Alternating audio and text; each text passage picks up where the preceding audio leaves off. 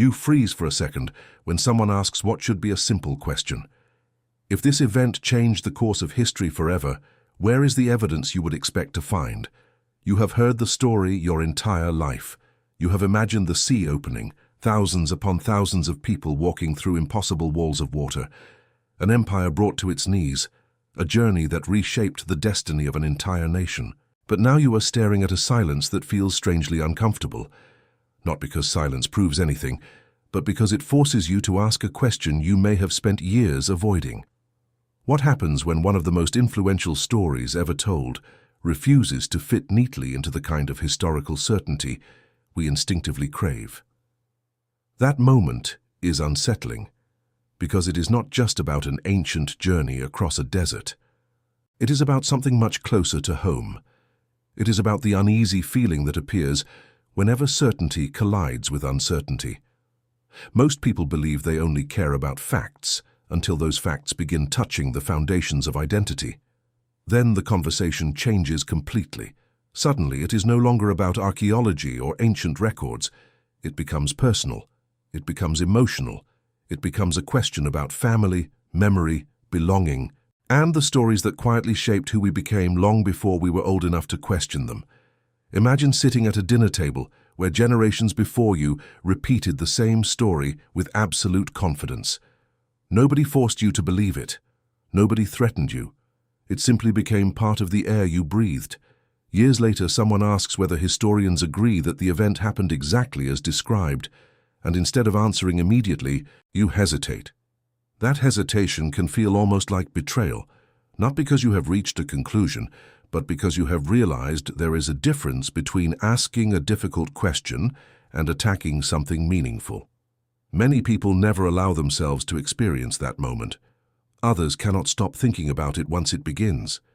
The strange thing is that the discomfort often comes long before any evidence enters the conversation. Human beings are remarkably skilled at protecting certainty because certainty feels safe. Doubt, on the other hand, feels like standing in the middle of a desert with no map and no clear destination. Perhaps that is why discussions surrounding the Exodus become so emotionally charged. They are rarely just about whether a specific historical event unfolded exactly as one tradition describes it. They are about whether our deepest convictions can survive honest investigation without demanding absolute certainty, where certainty may simply not exist. Some historians point to the current archaeological record and argue that it has not produced evidence confirming a massive migration matching the traditional narrative. Others respond that absence of evidence is not automatically evidence of absence, especially when dealing with ancient nomadic populations that may leave few traces behind. Between those positions lies an uncomfortable landscape that many people dislike because it refuses to offer easy answers. The human mind craves clean endings. Reality often delivers unfinished conversations instead. Think about your own life for a moment. How many memories do you carry with complete confidence, even though you possess no photographs, no documents, no physical proof? Families preserve stories that change slightly with every generation. Nations build identities around narratives that mix documented history, cultural memory, and symbolic meaning. None of that automatically makes those stories false, but neither does emotional importance automatically transform them into verifiable historical events. This tension exists everywhere. Not only in religion, it exists in politics, family traditions, national myths, and personal identity. The Exodus simply becomes one of the most fascinating examples because its influence reaches so many corners of human civilization. If this question has ever crossed your mind, whether you ultimately accepted it or rejected it, share your perspective below. Not because anyone expects a final answer in a comment section, but because these conversations reveal something extraordinary about how differently human beings approach uncertainty. Some people feel that questioning a cherished narrative strengthens faith because it forces deeper reflection. Others feel the same questions threaten the very foundation upon which meaning has been built. Neither emotional reaction is difficult to understand. What matters is recognizing why those reactions happen before deciding what conclusions deserve our confidence.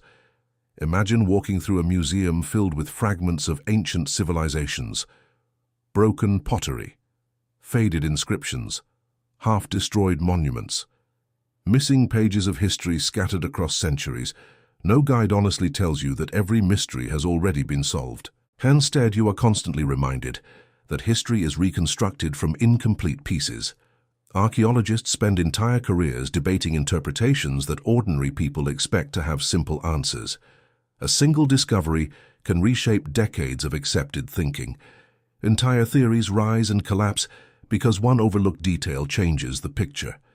If that is true for civilizations supported by enormous physical evidence, what should our expectations be when discussing events rooted in texts, traditions, and landscapes transformed over thousands of years?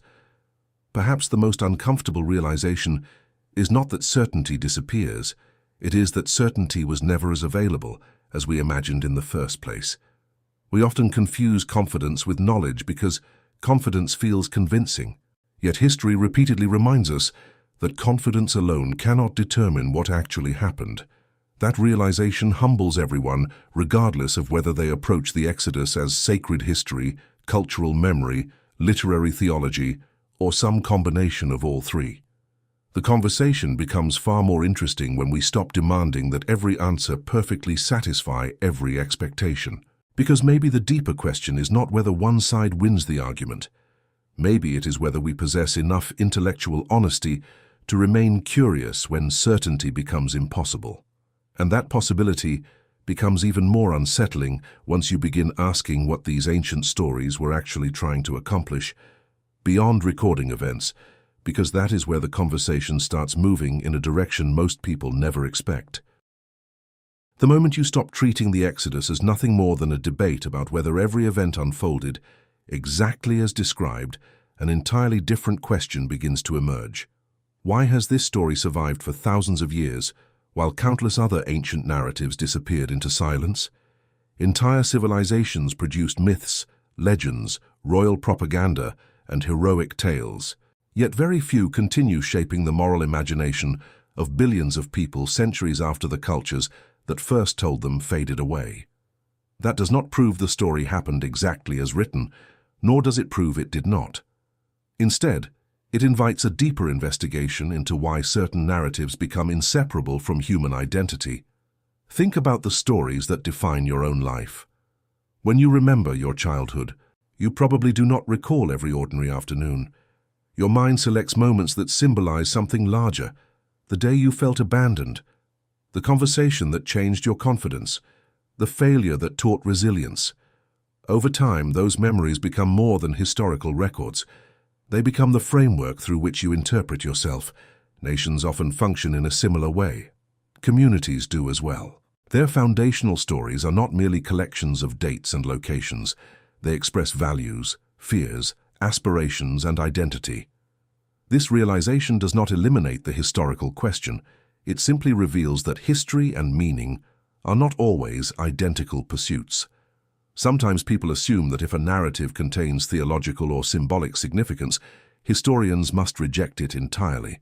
Others assume that because a narrative carries profound spiritual meaning, every historical detail must therefore be beyond question. Reality is rarely that cooperative. Ancient literature often refuses to fit inside modern categories. The people who first preserved these traditions were not writing with the expectations of 21st century documentary filmmaking. Their purpose frequently involved memory, identity, covenant, morality, and communal survival as much as chronological precision. That distinction is easy to overlook because we naturally read ancient texts through modern habits of thinking.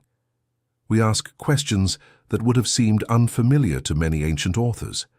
We expect footnotes where they expected oral tradition. We expect archaeological confirmation where they expected collective remembrance. This does not excuse historical problems, nor does it dismiss legitimate investigation. Instead, it reminds us that understanding the intentions of ancient texts is itself part of responsible inquiry. Consider how often people argue past one another.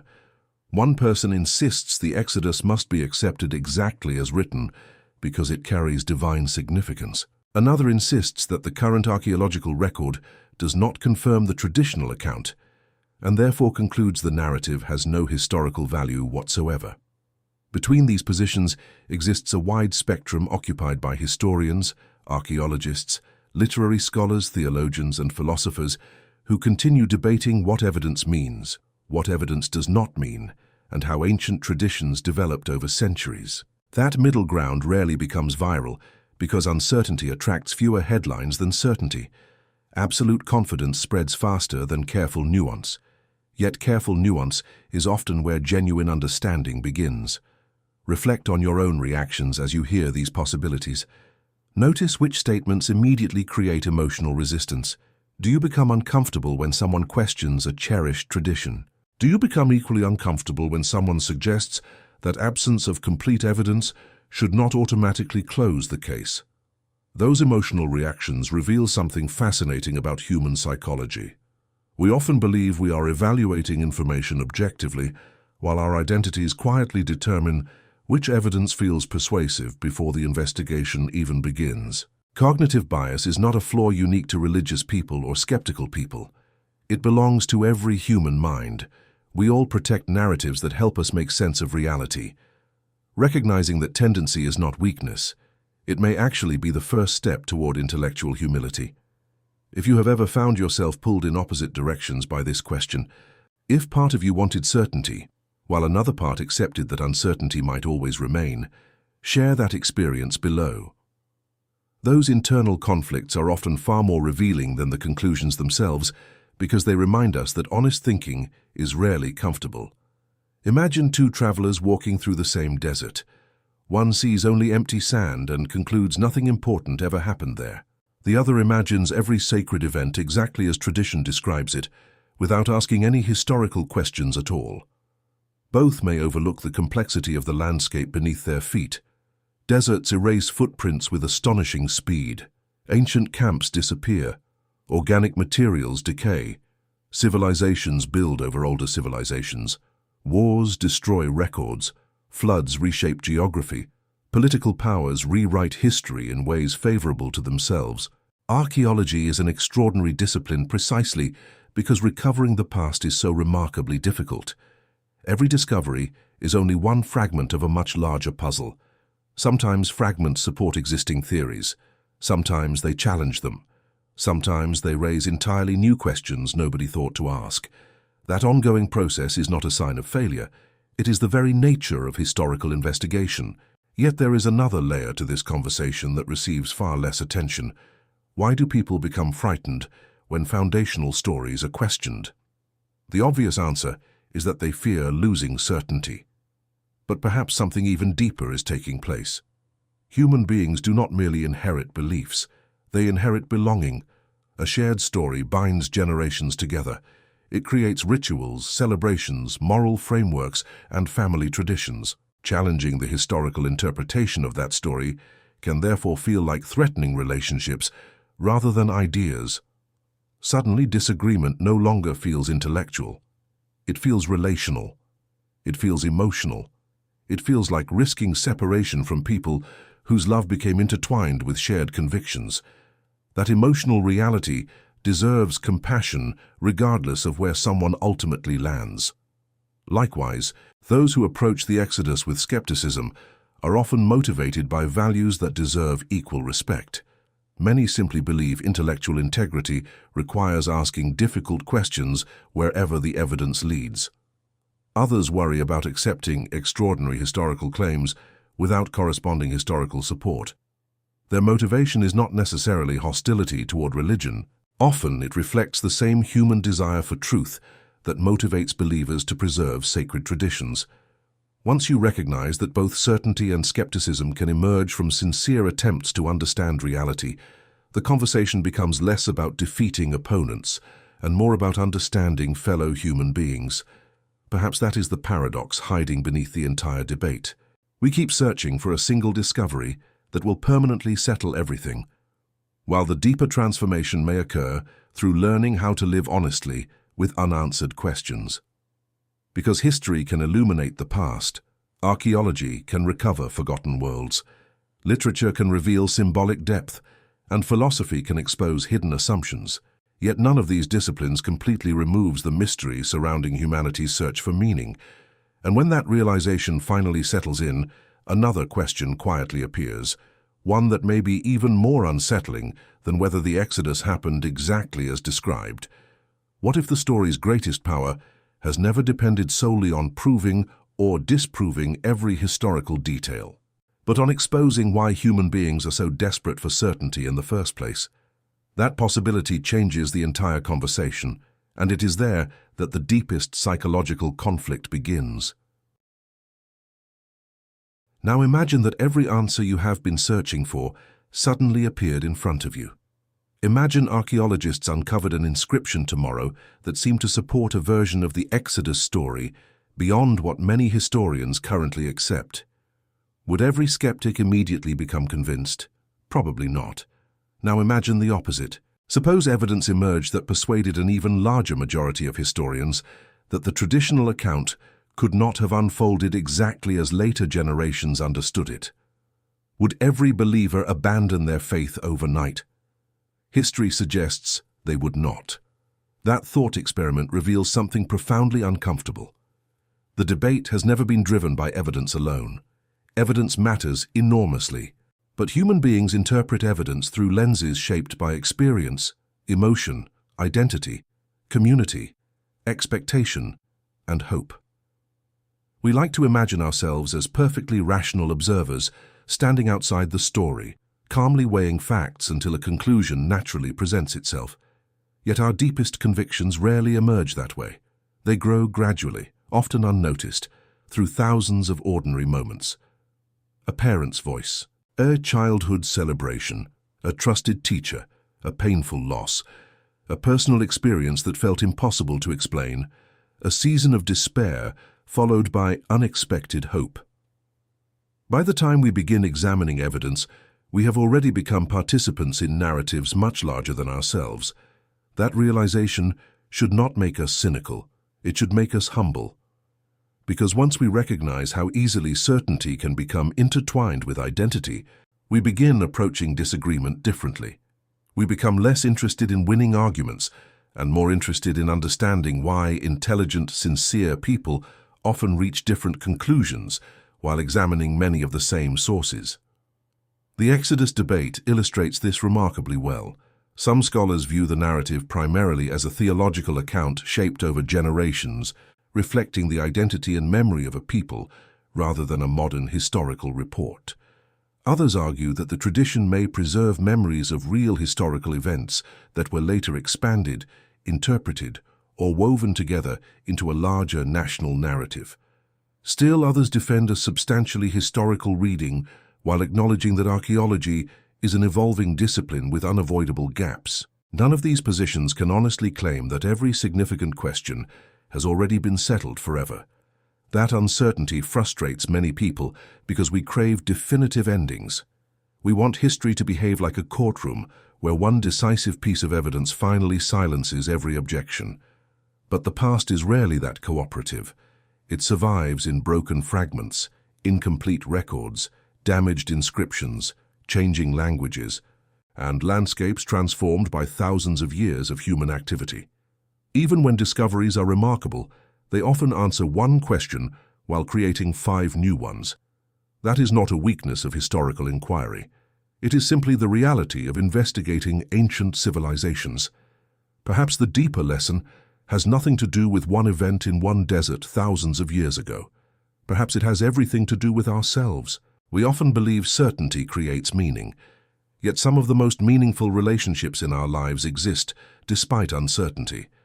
You never know every thought another person has. You cannot verify every memory exactly as it happened. You cannot prove beyond all doubt that someone will remain loyal tomorrow, yet you still love, you still trust, you still choose. Human existence has always involved navigating uncertainty rather than eliminating it. That does not mean evidence becomes irrelevant. It means evidence is only one part of the human search for truth. Meaning, morality, identity, memory, and purpose occupy different dimensions of experience, sometimes overlapping with history, and sometimes extending beyond what history alone can establish. This is where many conversations become unnecessarily polarized. One side may assume that if every historical detail cannot be demonstrated with modern standards of evidence, the narrative loses all value. Another may assume that questioning historical details necessarily attacks the spiritual significance of the story. But those assumptions themselves deserve examination. Human cultures preserve narratives for many reasons. Some are primarily historical, others are poetic, others are symbolic.